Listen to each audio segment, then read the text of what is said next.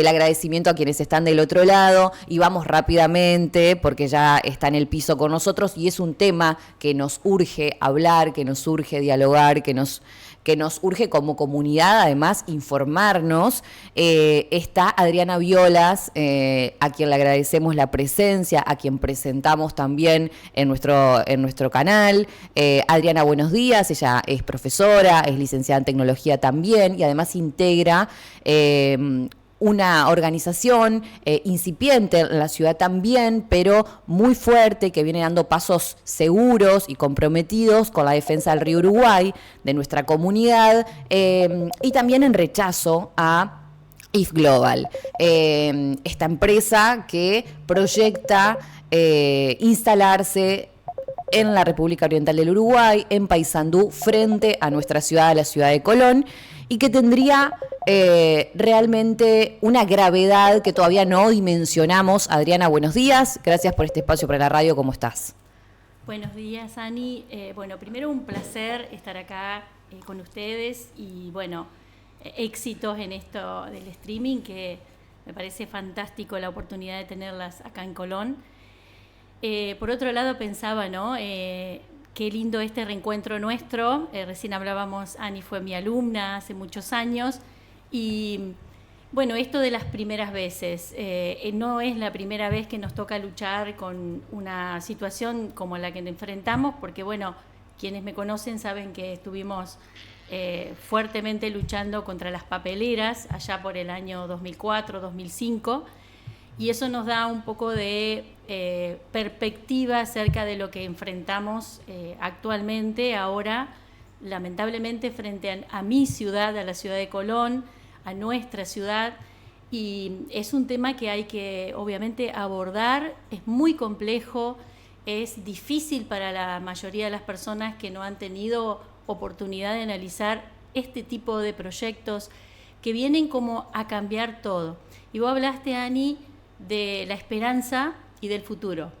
Bueno, yo siempre tengo esa frase que tienen nuestros abuelos, ¿sí? La esperanza es lo último que se pierde. Y me gusta justamente porque uno no tiene que perder la esperanza, jamás. Hay una frase que se dice mucho hoy en la comunidad que es: está todo cocinado. Uh-huh. Es más, en la última caravana al puente nosotros convocamos diciendo: no está todo cocinado. Era el eslogan. Sí. Era el eslogan. Sí. Porque justamente, si uno pierde la esperanza, no hace absolutamente nada. Y es por el futuro que uno tiene que tener esperanza, porque el futuro lo construimos. Total. No es algo que está escrito y designado, sino que es algo que se construye y se construye con la esperanza puesta en lo mejor, en el bien común, en esto de hacerse carne de los problemas que nos tocan a cada uno, en cada lugar, en cada contexto, pero que tenemos que asumir que hay siempre posibilidades de cambiar esto que vienen como a imponernos. Adri, ahora a mí me pasa mucho de dialogar con mi generación o con, personas de diferentes ámbitos, tal vez un poco más grandes, un poco más chicas, pero que están descreídas de que realmente se dañe el ecosistema con esta planta. Y te hablan de, pero como que se instaló esta cuestión de, pero no está mal que haya una posibilidad, una empresa que genere laburo en el país hermano, ¿no? Y vos decís, pero me parece que falta data acá. Y además, esto, insisto, en esto de no la ves a largo plazo, tal vez hoy no ves, mañana no ves el daño que puede ocasionar. Pero quiero saber esto, vos que estás en tema, contanos de qué se trata y contanos ¿por qué es tan grave que se instale una planta de biocombustibles de este tipo en nuestro río, sobre nuestro río? Bueno, primero, nosotros tenemos un antecedente que es Bodnia, hoy UPM. Uh-huh. En aquellos años cuando luchábamos, la instalación era eminente de dos plantas, uh-huh. ENCE y en ese momento Bodnia, que es la que actualmente es UPM. Pero empezamos a entender el proyecto en sí, que se venía para toda la costa del lado uruguayo, mejor dicho, en la cuenca del río Uruguay, uh-huh. Y en aquel momento eran 10 pasteras, de las cuales solo se instaló una. Posteriormente, Storaense se alojó hacia el interior del Uruguay, está sobre el Río Negro, pero nosotros decíamos que si se instalaban esas 10 pasteras, el daño iba a ser tremendamente irreversible. Claro, mucha gente hoy se toma de esas palabras y decir, no, pasó todo lo que ustedes decían. Lo que pasa es que eran 10. Claro. Es decir, se instaló una y pasó mucho, Ani, muchísimo. Tal vez la gente no tiene esta costumbre de hacer un seguimiento de las cuestiones, pero UPM está impactando tremendamente el río. Sí. Está afectando muchísimo a través del aire a las poblaciones argentinas. La que más lo sufre es Gualeguaychú, que se encuentra a 30 kilómetros desde la costa del Uruguay. Es decir, que nosotros estamos mucho más expuestos si esto llegara a suceder, porque estamos sobre el río, a solo 3.000 metros de donde se va a instalar la planta. Uh-huh. Pero acá hay que hacer muchas salvedades. Nosotros denunciamos que esta no es la única. Esta es la primera de muchas que se pretenden proyectar en el Uruguay, y que lo sabemos, ¿por qué? Porque venimos analizando el contexto de toda esta situación. Y trataré de ser lo más explicativa posible. Sí. HIF Global se plantea como una empresa de trayectoria mundial, y esa es la primera mentira sobre la cual sostienen este cúmulo de mentiras. Ellos son un grupo de, digamos, inversionistas a nivel mundial que encontraron como una beta para hacer grandes negocios. ¿Cuál es la beta? Europa hace unos años viene trabajando en la Agenda 2030, que es la agenda la de los ODS. Exacto, del cambio climático. Okay. Que lo que aborda esta agenda es justamente los gases de efecto invernadero acumulados excesivamente en la atmósfera por el uso de combustibles fósiles, está cambiando el clima del planeta. A raíz de eso es que ellos plantean una agenda de descarbonización. Uh-huh. ¿Cómo sería esto? Sería tomar el dióxido de carbono, que es uno de los gases de efecto invernadero, tomarlo de la atmósfera y a través de procesos utilizarlos para, en este caso, generar combustibles sintéticos. Uh-huh. Pero acá está la cuestión. Este proyecto no pretende descarbonizar la atmósfera. Es la versión europea de por qué vienen estos proyectos. Y lo voy a explicar. A ver, ellos plantean instalar una fábrica, una mega fábrica. No existe una planta de combustible sintético en el mundo. No existe en el mundo hoy de las dimensiones que se pretenden instalar en Paysandú y que tenga la misma, la misma cantidad de procesos que se pretenden instalar acá. O sea que sería experimental esto por primera vez. Pero ¿por qué vienen a experimentar al sur del sur, vienen Exacto. a experimentar en Latinoamérica? ¿Y por qué digo que no sería igual? Porque ellos empezaron trayendo una planta piloto muy pequeña, unas 2.500 veces más chiquitita, Chile, que está instalada en Chile. Que la fueron a visitar y es la noticia del día. Es la noticia del día. Bueno, justamente, si uno quiere venderse, no se va a vender con todas las características y sobre todo las negativas que va a traer el proyecto. Ellos hicieron una planta piloto a escala muy pequeña, incluso faltando a la verdad, porque ellos en su proyecto, ellos se vendían como tomando el dióxido de carbono de la atmósfera. Sabemos que eso no ocurrió, no lo pudieron hacer, y que el dióxido de carbono que están tomando para fabricar este combustible que están haciendo en Aruonu es traído de industrias. Entonces, a ver, partamos de la base que hubo cambios en esa planta piloto. Claro. No es lo que en realidad se vendió, es una escala muy chiquitita. Y hace poquito la semana pasada tuvimos contacto con gente de Chile que nos trajo mucha información y no es viable desde el punto de vista económico, porque hoy producir ese combustible a través de estos procesos cuesta aproximadamente 1 litro de combustible $50. Uh-huh. O sea que no es competitivo en el mercado y no están pudiendo ver quiénes realmente van a poder acceder a estos combustibles por el costo que esto va a tener. Uh-huh. Pero ese no es nuestro problema. Nuestro problema que nos trae acá es el impacto que va a tener en nuestra región. ¿Por qué? Porque es un modelo productivo que no está pensado para el desarrollo de nuestras comunidades. no es una necesidad nuestra generar estos productos, ¿sí? Es decir, esto está planteado para exportar, ¿sí? Como hoy exportamos alimentos, pero hay una gran diferencia, porque estos proyectos lo que vienen a hacer es a utilizar nuestros recursos. Por ejemplo, el agua, partimos del agua. Ellos el hidrógeno lo tienen que obtener del agua del río Uruguay. Hacen un proceso, el primer proceso es el del hidrógeno verde, que durante mucho tiempo se vio en todos los medios que era el proyecto del hidrógeno verde. Y hasta ahí parecía fantástico, porque uno decía, bueno, sacan el hidrógeno, es un buen combustible, porque cuando uno quema hidrógeno, lo que sale es agua, vapor de agua. Uno diría, bueno, fantástico, es el combustible ideal. Pero ese es el primer paso de los 4 que ellos tienen pensado llevar adelante. Hago un paréntesis Sí. acá. ¿Está mal entonces que los medios titulen que esto es una planta de hidrógeno verde? Para arrancar. Está incompleta la información. Ok, bien. Van a generar hidrógeno verde, pero es la primera etapa del proceso y termina siendo una refinería de combustibles sintéticos. Bárbaro. Por eso la gente por ahí cuando ve el cartel no a la refinería, no entiende. Y ellos la empresa se ha plantado con respecto, no le llamen refinería.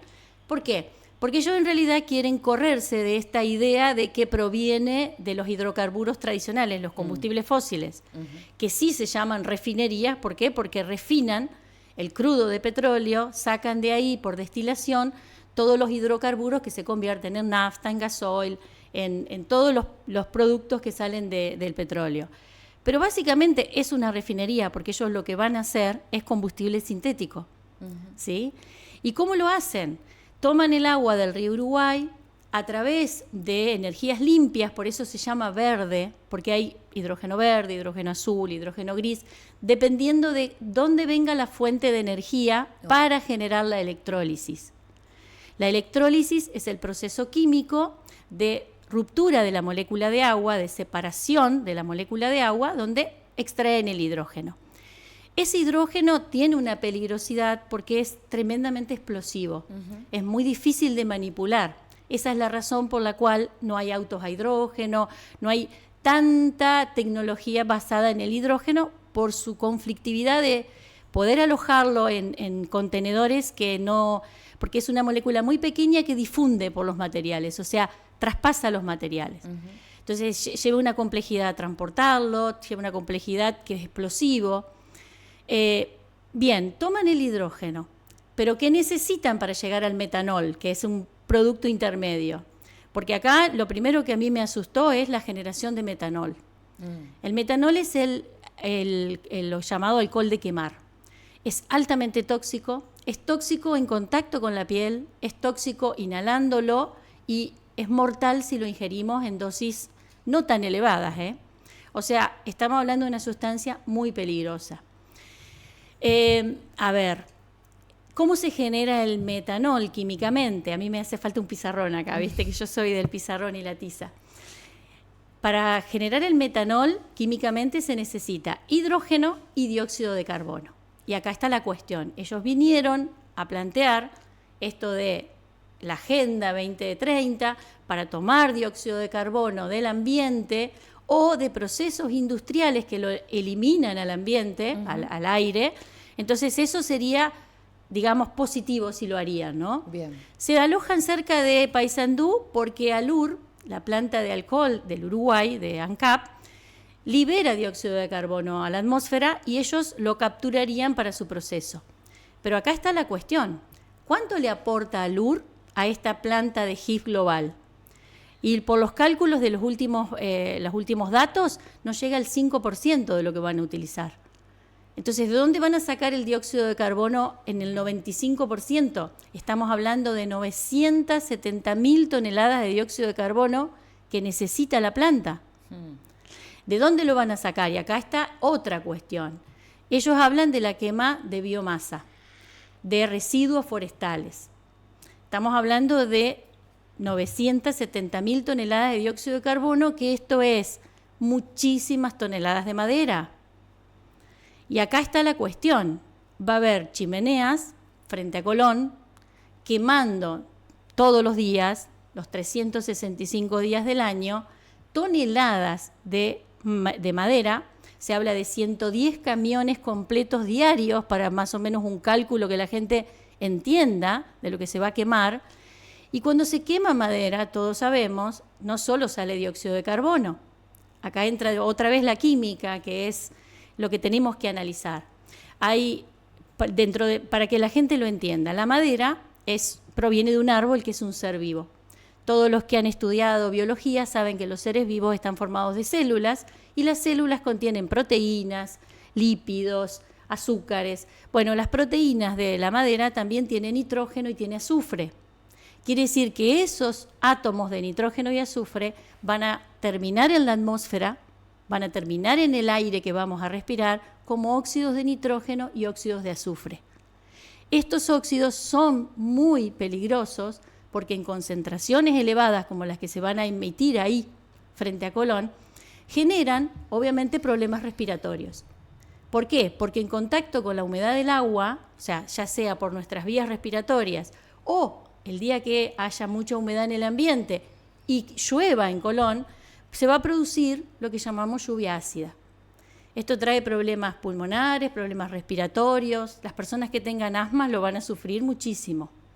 ¿Esto por qué? Porque va a haber una enorme cantidad de madera quemándose ahí enfrente. Que fíjense que es un problema de todos los que vengo nombrando. Tremendo. Es decir, necesitamos mucho dióxido de carbono, que no es carbono que se toma de la atmósfera, es dióxido de carbono generado para el proceso. Claro. Por eso cuando ellos hablan de carbono neutral, no es verdad el carbono neutral. No cierra la ecuación del carbono neutral. Porque ellos hablan de tomarlo para después devolverlo cuando quemen los combustibles. Adri, todas estas especificidades que vos nos estás dando, digo, el sentido común me lleva y nos lleva como comunidad, como región, tierra de palmares, digo, a entender que turismo, producción, economía, desarrollo inmobiliario, ni hablar ambiental, cuestiones sanitarias, ecosistemas, biodiversidad y todo lo que va a estar totalmente dañado, depreciado, afectado en lo inmediato, a largo plazo. Digo, no hay manera de que el sentido común no responda al gran daño que causa esto. Digo, porque no hay otra explicación, por más que tratemos de ser amables con la información, no se puede. Bueno, a ver, todo lo que vos estás diciendo voy a tratar de explicarlo, de explayarlo. Esto es lo que volvemos al punto. Esta planta es enorme, no existe en el mundo una del tamaño de esta. Dice que son 3 veces Colón, más o menos demográficamente. No, en realidad ellos utilizan 220 hectáreas para el proyecto de la planta en sí. Okay. Pero a su vez van a utilizar más territorio porque van a plantar un parque eólico y un parque solar para suministrar la energía renovable que ellos necesitan para este proceso. Pero volvamos al punto, ¿por qué hay que debatir estos temas y por qué hay que ponerlos en debate y que todos participen, todos los sectores, todas las personas, todos los ámbitos? Necesitamos estar hablando de esto. ¿Por qué? Porque no sabemos cuánto nos va a afectar a cada uno en cada uno de los sectores. Por ejemplo, vos hablaste acá de lo productivo, hablaste del turismo. Es totalmente incompatible con el turismo, o sea, no podemos pensar tener turismo en la costa argentina si del lado de la costa uruguaya tenemos una mega fábrica emitiendo humos al ambiente.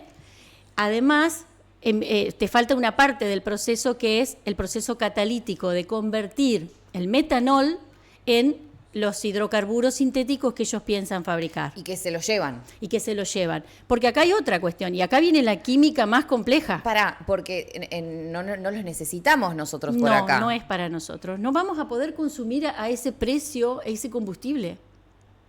O sea, convengamos esto, no es combustible para nosotros porque ni siquiera creo que lo podríamos llegar a adquirir. Claro, porque el otro día leía una nota del diario del Uruguay que decía, esto no es un proyecto neocolonialista, decía, no sean tan radicalizados los argentinos cuando hablan de esto. Y yo decía, bueno, discutámoslo, ¿no? Discutámoslo porque tiene que ver en un contexto más complejo que ahora voy a tratar de llegar a ese punto. Hablábamos de los impactos. primero me gustaría terminar el proceso y después te hablo del impacto, porque ahí está el punto. Hablábamos del hidrógeno, que es peligroso mantenerlo en contenedores, altamente explosivo. Necesitan generar el dióxido de carbono a través de combustión, que esto es otro tema, es decir, estamos hablando de altas temperaturas, que podría ser perjudicial si está cerca del hidrógeno, y que ellos van a utilizar agua de río para enfriar, ¿sí? esos gases, o sea que van a utilizar agua no solo para generar el hidrógeno, sino también para enfriamiento. Del metanol, que el problema acá es que por el metanol, si todo el mundo sabe básicamente cómo es el alcohol, sabemos que la botellita de alcohol la tenemos que tapar porque se evapora. Tal cual. Bueno, porque es volátil, es decir, tiene bajo punto de ebullición y escapa a la atmósfera. Esto es lo que preocupa. Siempre que hay una planta de metanol, y busquen en el mundo, hay emanaciones de metanol en el ambiente, y esto es lo que a mí también me preocupa muchísimo. Ni imaginen si llegara a haber por alguna de esas casualidades una fuga al río. Tremendo. Sería mortal para toda la biodiversidad del río. Sí. Y para los que tomamos el agua del río, porque Colón tiene su planta potabilizadora tomando agua del río. Sí. Y acá hay otro punto que también es complejo desde el punto de vista químico. Ellos hablan de procesos catalíticos para llegar a la síntesis de los hidrocarburos sintéticos. Lo que no mencionan es qué van a utilizar en esos procesos catalíticos. Es decir, qué sustancias químicas, y acá es muy importante esto. ¿Por qué? Porque son siempre sustancias que son derivadas del petróleo y son contaminantes. Como no mencionan tampoco si va a ser soda cáustica o hidróxido de potasio lo que van a utilizar para la electrólisis del agua. Y cuando hablo de esta sustancia, quien entiende química sabe que eso no se juega con, bueno, lo tiramos al río y que lo disuelva el río. No, esto lleva tratamientos complejos, costosos. ¿Por qué? Porque son sustancias que obviamente tienen alto impacto ambiental. Y el tema de una refinería, cualquiera que haya estado, al menos haya pasado por refinerías, La Plata, Bahía Blanca, ha visto las chimeneas y las llamaradas que calculan que van a tener hasta 7 metros de alto. Bueno, vamos a tener chimeneas con las llamaradas quemando esos excedentes de hidrocarburos que ellos no lo utilizan después que hacen la síntesis, y en lugar de tirarlos a la atmósfera, porque son justamente gases que aumentan el efecto invernadero, se los quema. O sea que también producen finalmente dióxido de carbono y lo tiran a la atmósfera, porque están quemando esos excedentes de hidrocarburos.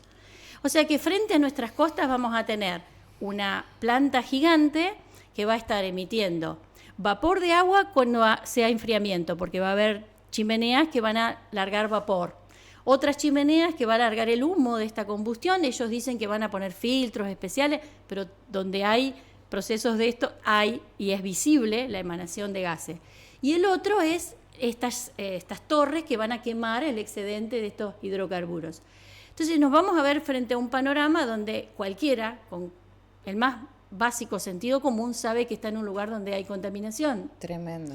Y esa contaminación y el ambiente, yo arranco mis charlas siempre, porque el que me conoce sabe que yo siempre he enseñado a comprender la naturaleza.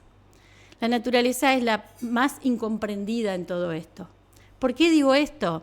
Porque cuando hablamos de economía, ¿no? Porque esto va a traer trabajo, va a traer progreso, economía. Yo siempre digo que lástima que los economistas no estudian ecología, porque las dos palabras vienen del mismo vocablo. Fíjense, eco, que viene de oikos, que es casa, que es la única casa que tenemos para habitar, que es el planeta Tierra. Ecología es el estudio de la casa y economía es la administración de la casa. Yo siempre me pregunto cómo alguien puede administrar algo que no conoce. Y acá está el gran dilema en el cual nos encontramos, que es no se conoce la riqueza natural que tenemos en nuestros ecosistemas. Porque si nosotros, en lugar de utilizar el agua para producir combustibles sintéticos que van a seguir quemándose y van a seguir emitiendo gases de efecto invernadero, y esto no favorece al cambio climático, porque eso es lo que nos vienen a vender, ¿no? Tal cual. Que tenemos que hacer este gran esfuerzo en el sur, ¿para qué? para que Europa alcance los estándares ambientales, que es todo basado en mentiras. Desde que se hizo la Cumbre de la Tierra en el año 1992 en Río de Janeiro, yo me involucré siempre con el cambio climático y he estudiado muchísimo porque soy profesora de química y porque siempre mis alumnos saben que hemos abordado cuestiones ambientales.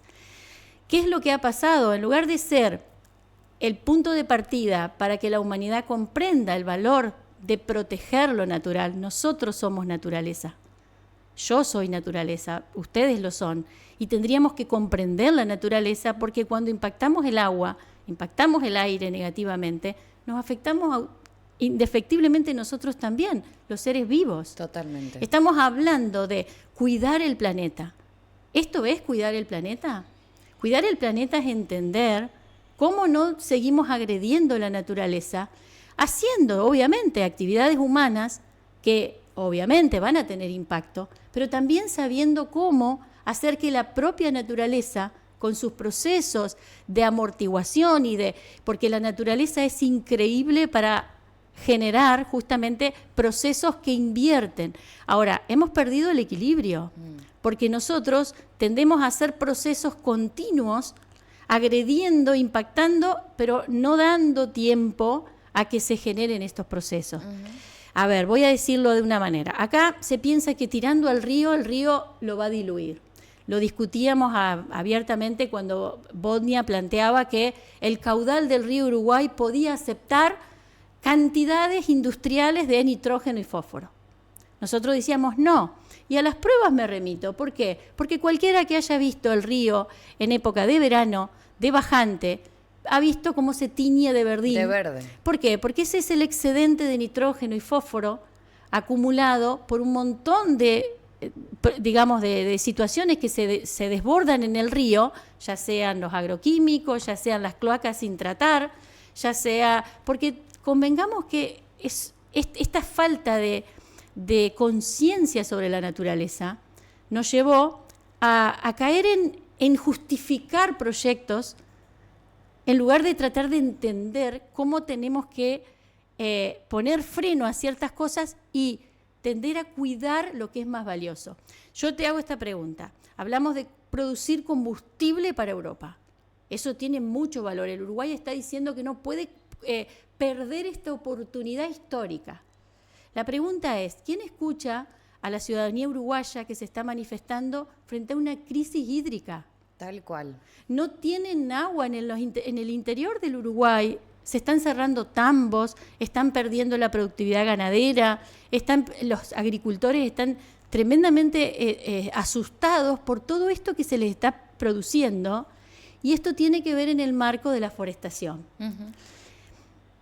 No sé si me fui mucho por las ramas. No, Adri, ¿Querés hacerme una pregunta para traerme? No, lo que yo quería preguntarte tiene más que ver con cómo estamos en los pasos administrativos. A mí me interesa saber esto. La noticia de hoy es esta de, bueno, referentes de IF Global fueron a Chile, de Paysandú fueron a Chile y dijeron que está todo ok y que más que nada fueron para ver cómo es el funcionamiento y descartar algunas dudas de la contaminación y vinieron mil contentos y como esa es la noticia de hoy te la venden así, ¿no? Y ya está todo, esto de te la venden así. Insisto, porque de este lado tenemos a la fiscal Minata laburando, tenemos por suerte un compromiso también de los quienes hoy tienen responsabilidades políticas también. Faltaría una pata nacional acá, faltaría que, en la CARU, faltaría nuestra pata también nacional de también nuestra investidura presidencial o también un compromiso de mayor envergadura política, considerás, y también en la agenda, porque de repente parecería una agenda que queda sectorizada en el departamento Colón, que ahí tiene atisbos de llegar a la agenda provincial y nacional de vez en cuando, pero no termina de encauzarse en, hay una causa común acá en defensa de nuestro río y de todo lo que venimos hablando. Esto, más que nada. Bueno, hablaste de la agenda nacional. Obviamente, nosotros hemos escrito cartas a Cancillería, incluso al mismo presidente de la Nación, no tuvimos respuesta, obviamente.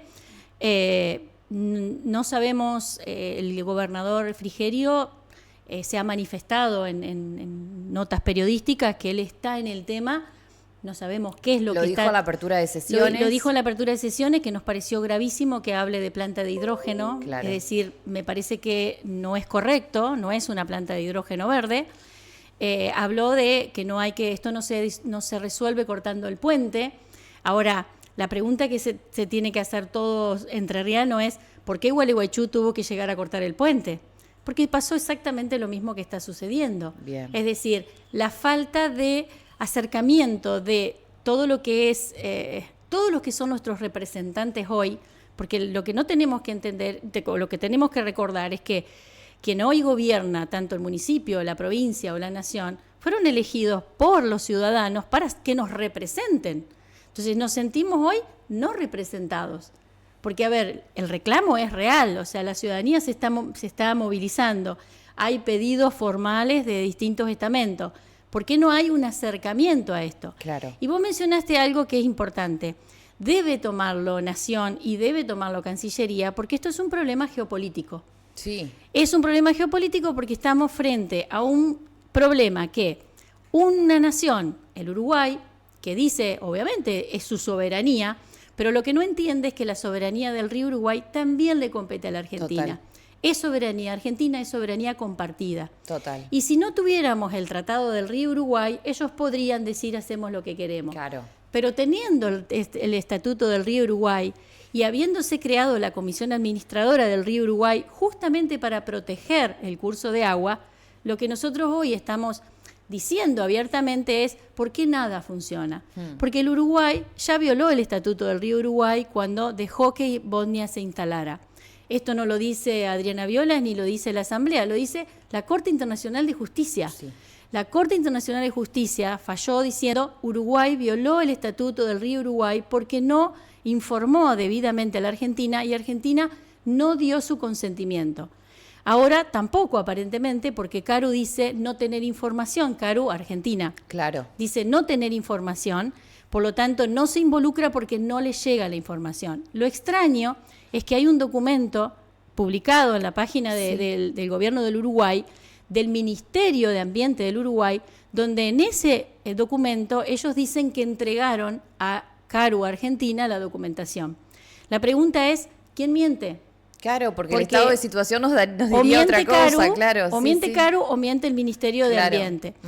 Lo que acá tenemos que entender, Ani, es que estos proyectos son más grandes incluso que nuestros países y que lo que nuestras comunidades pueda llegar a descifrar. Cuando nosotros empezamos a investigar el tema de las pasteras, allá hace 20 años atrás, lo que descubrimos es que eran proyectos de aquel famoso Agenda 20, o sea, Agenda por el Cambio Climático, donde Naciones Unidas, a través de la FAO es el organismo de Naciones Unidas para la alimentación. Naciones Unidas determinó que la cuenca del Uruguay, por eso es que del lado uruguayo, del lado argentino, Entre Ríos, Corrientes, Misiones, y si te vas un poco más a Brasil, sea la cuenca que albergue todas estas plantaciones de eucaliptus y pino. ¿Por qué? Porque en su agenda determinaron que era muy productivo generar estos árboles acá, porque venían de la mano del protocolo de Kioto, de los bonos de carbono verde. Entonces las plantaciones de eucaliptus y pino servían para justamente comprar bonos de carbono. En aquel momento yo recuerdo que yo decía, qué bueno, nos dejan lo limpio, plantamos arbolitos y nosotros ayudamos al planeta. Se los recontra lleva. El tema es que después de los árboles vinieron estos proyectos de pastas de celulosa. Tal cual. Y que todo el mundo sabe que no era solamente Bodnia. Ahora, el proyecto forestal está detrás de todo esto porque siguen queriendo que se cultive altas cantidades de hectáreas de estos árboles. Bien. no solo para las pasteras, sino también ahora para los combustibles sintéticos. Adri, tremendo, esto da para seguir charlando, lógicamente no va a ser el último diálogo que tengamos porque nos interesa que continúe en la agenda al menos de la República y que podamos hacer fuerza desde de la comunicación local también para que sea agenda provincial y nacional de una buena vez. Nada, entendiendo que todos tenemos de alguna manera un aporte desde el lugar que nos toca, porque que esté en agenda ya, insisto en esto, es al menos que se corra la voz también de lo certero, que era toda esta data que vos dabas, que hay muchas personas que no la conocen o no acceden, ¿no? Exacto. Te agradezco mucho. Sí, una cosita al final. Vos hablaste de los impactos al turismo, a la producción de alimentos, todo lo que es nuestra zona. Son desarrollos propios de nuestros ciudadanos que probablemente llevan ya décadas de trabajo, de progreso, no pueden hoy estar en riesgo por una imposición. Tal cual. Y de alguna manera como tenemos que aceptarlo porque favorecemos a otro continente. Yo creo que ese debate tenemos que tener, que abrirlo. Y si queremos, yo quiero progreso, yo quiero industria, yo quiero que la gente tenga un mejor vivir. Esto no es oponerse por oposición, es pensarlo de una manera diferente. Total. Y que ojalá muchos se involucren, muchas personas, y podamos de verdad definir y decidir nosotros como ciudadanos que tenemos el derecho a decidir cómo queremos vivir y cómo queremos que nuestros ambientes sean cuidados y protegidos. Te agradezco mucho. Gracias, y gracias por todo lo que están haciendo también desde Colón en Riesgo y desde la multisectorial Somos Ambiente también y el compromiso vigente para continuar informando. Muchas gracias. Gracias. Adriana Violas pasaba en Diálogo con la República Medios, es profesora, es licenciada